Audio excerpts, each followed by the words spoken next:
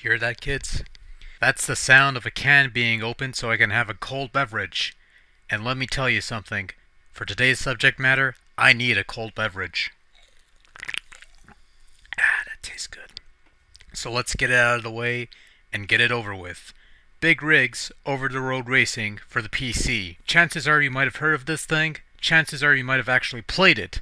Chances are you've seen that one video of some former GameSpot employee attempting to play the thing with results that are both hilarious and sad. But one thing I hope you haven't done with big rigs is spend money on it, because if you have, you may have just very well committed the little-known rare crime of illegal retail purchase.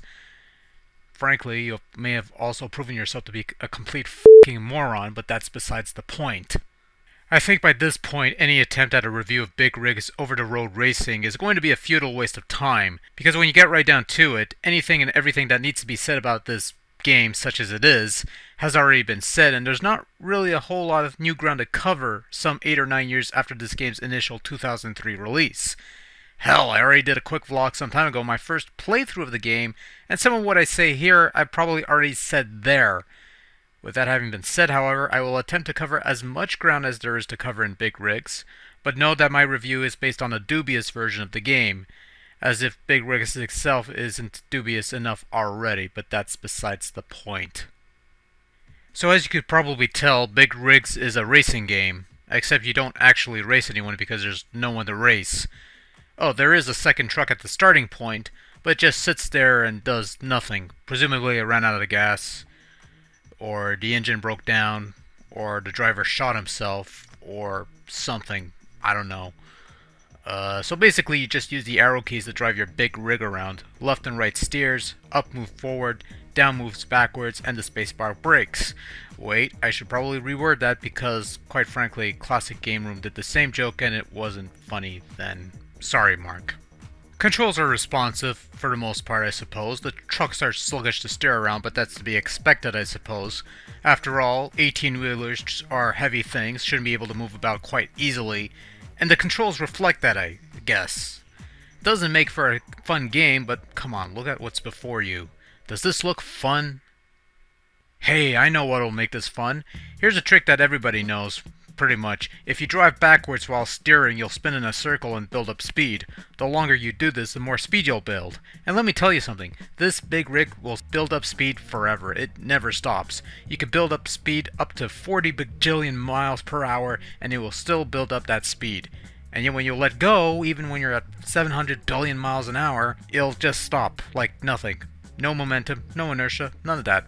Funny how when I move forward and let go of the controls, there's momentum, slowdown, gradual decreasing of speed. But when I'm spinning in circles backwards at warp factor 4, I could stop at a whim. Wow, that's just simply amazing. If only the load times were that fast. You know, at this point, I don't know, you know what, take advantage. Ah, that tastes good. Boy, that Pepsi hits the spot right there. So, in addition to this seemingly uncanny ability to move backwards faster than the speed of light, these big rigs can also pass through houses, fall through bridges, climb steep mountains with no effort whatsoever, and warp itself into an endless void. Now that's just sheer brilliance at work there, folks. And to anyone who says that this game has zero collision detection, that's clearly bullshit, my friend, because there is some semblance of collision detection since my truck hasn't fallen through the ground. Not to mention, it has climbed hills, both large and small. So there is that. Unfortunately, that's all there is to big rigs over-the-road racing. You drive a truck aimlessly around a track, passing through all the checkpoints in the tracks because otherwise you're not clearing the track, and you just keep going until you're a winner. Because, hell, why not? There's nothing else to it, really. The game supposedly advertises cargo runs and police chases, but we all know that's a load of crap because none of that stuff's in there. You have 4 trucks that look different somewhat, but all feel the same, and apparently picking Thunderbolt as your truck of choice will crash the game. The same holds true if you choose to race on the Night Ride level, leading me to believe that the masterminds behind this work of genius forgot to add these 2 elements into the final product. Well, if you want to call this thing final. So you're left with 3 playable trucks and 4 playable tracks, which is 3 trucks and 4 tracks too much, I suppose, considering the blatant lack of quality controls evident in big rigs. I mean, okay, let's forget the major issues like extremely minimal collision detection, non-existent physics, imaginary gameplays, and this other issue where you start a race and you finish automatically without actually doing anything. Let's forget those major issues. They couldn't even get the minor details right, such as fitting the type in their little boxes either with proper font sizing or a different typeface altogether, or positioning the taillights on the vehicles themselves, much less on the right spot of the vehicles. Also, there seems to be constant clipping issues at times where various bits of random crap will emerge from the ground at times.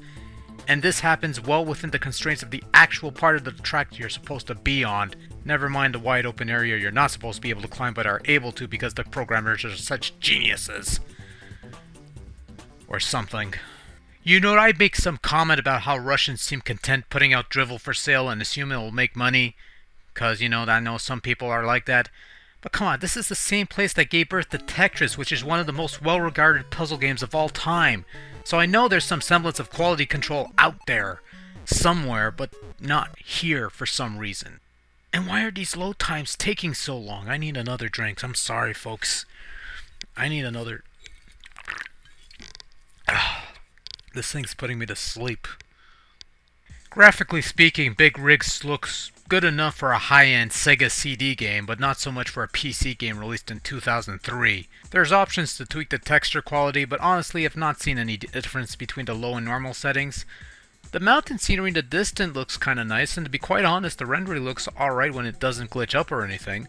But the houses and the trucks and the whatnots look rather bland, and outside of some minor shapes and colors, all the trucks look the same, which is almost appropriate since they all seem to play the same as well. The tracks, outside of that one Forgotten Roads track, which is during the day, they all take place at night, and they're all dark, and they all look drab, they all look the same. And again, the garbage bits on the streets that appear out of nowhere. Just bad. Just terrible. Now at this point, I'd comment on sound, but the copy of the game I have has no working sound in any way, shape, or form, so there's no sound effects and music to be found on my copy of the game. However, shortly after I came across the magical patch that is supposed to fix some of the problems that persisted with Big Rigs over-the-road racing, I applied the patch in question, and it's still the same unfinished tripe that I played before. The only difference is that they added the fifth track, essentially a mirror version of one of the other tracks and not the cityscape track that is depicted on the menu. The second truck now moves somewhat, slightly, it moves at least, so there's that. And there's actual sound effects in the game. Sure enough, the sound is ear rape central, especially when you're entering warp speed in reverse. So I don't know how much of an improvement that happens to be. Still no music though, I guess you need the CD for that. Not that it would have mattered. Now supposedly the patch was supposed to replace the "Your Winner" with "You Win," but clearly it hasn't done such a thing, not that it would have mattered. The game still lacks physics, logic, and any semblance of actual gameplay for that matter. The load times are still way too long, the graphical glitching is still present, all the issues that really needed fixing didn't get fixed. And so Big Rigs Over-the-Road Racing remains a game that, quite frankly, shouldn't be played by anybody. It is a sad excuse for a video game that was retailed in stores for people to pay actual money with. I mean, hell, Amazon has it on sale, a new copy for $99. I'm sorry, are you out of your fucking mind? 99 bucks for this piece of shit? It's the kind of thing that it's funny to watch someone else suffer through tripe like this, but not so much when you're the unlucky sap in question. I've said it before, I'll say it again, do not look for a copy to buy because that would be just stupid. And now that I think about it, I wouldn't bother downloading this either, it's just not worth the effort. Hey, it's only fair. If they didn't care enough to make a good name, why reward their non-effort with your time?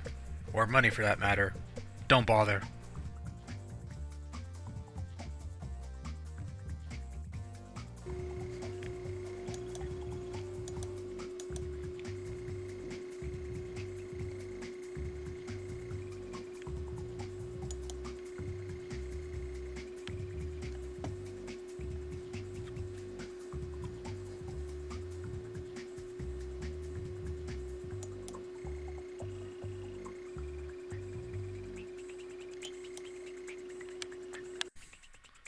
And I think I'm going to take one last sip for good measure.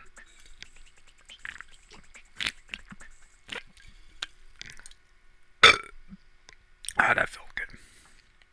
Trophy looks like ass too.